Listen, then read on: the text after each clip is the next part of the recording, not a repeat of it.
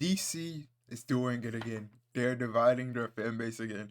And this could be so good, but some people will turn this into a toxic thing. But I hope everybody will be able to choose their respectable sides and we'll be able to have good conversations with this. But last time it was with my adventures with Superman. This time it's with Batman, and we all know how some people take Batman too seriously. And this one is way more interesting than Lois Lane and Superman. This time it's Batman versus Catwoman.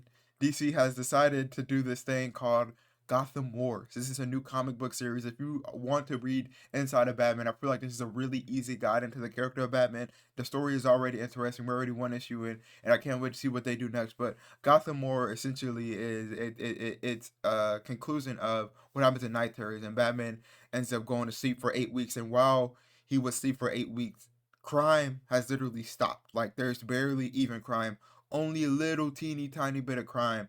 And the person that stopped this crime was Catwoman. And obviously, a lot of thoughts will be going around in people's heads, like, is Batman jealous? But the Catwoman's thing and how crime has been solved is that she doesn't just the criminals don't attack anybody. They only attack the super rich, and Batman comes from a super rich family, and so it's just creating this whole thing where you're either Team Catwoman, Team Batman. Honestly, I'm Team Catwoman. I think Bruce Batman is kind of selfish, and he's built his whole life, and part of him is jealousy that he was asleep for 8 weeks, and she managed to do something that Catwoman managed to do something in 8 weeks that Bruce hasn't been able to do for about, let's say, 20 years, because uh I guess he had 9 weeks to sleep with his hands, probably in his 40s. It's like 20 years, and Bruce is just sad that he didn't do it. Uh, this I can't wait to see what the conclusion of this is. They're building up this story really, really well. I don't have too many complaints. The Batman inside of this comic is really cool. They did Batman really, really well in this comic. One of my favorite pages from this book is where Batman is talking, and while he's talking, they have Batman calling his Batmobile, and you can see the artist just telling it in these pages. And whenever you see it in video games or movies or TV shows, it's cool. But to do it on a panel, it is like so much cooler and better. And like they could have just simply just had Robin and Batman just talking, but instead, this person that or whoever did this page alone deserves a lot of credit because they went above and beyond with this comic, and this comic does a really good job at showing Batman being Batman.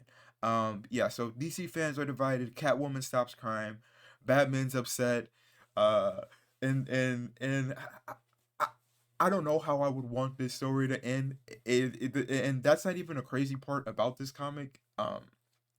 Riddler is gonna team up with Batman. He's watching this interaction with Catwoman and Batman, and he's basically asking if Bruce needs a friend, but he's looking that far away. So this will basically be my first time reading Riddler and Batman in a comic issue. I've read Paul Dano's version of Riddler Year One.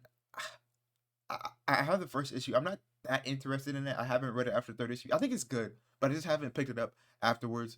But yeah, Gotham City War. G- Gotham is saved, but Batman didn't do it. I highly recommend to read this book. I don't.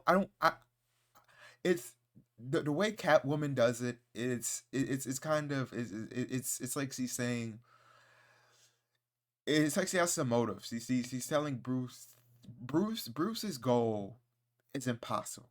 It's literally impossible. It's not possible to stop all crime, and Catwoman is trying to stop it, and Bruce doesn't like the way he's trying to stop it. So it's kind of like Civil War for DC Comics.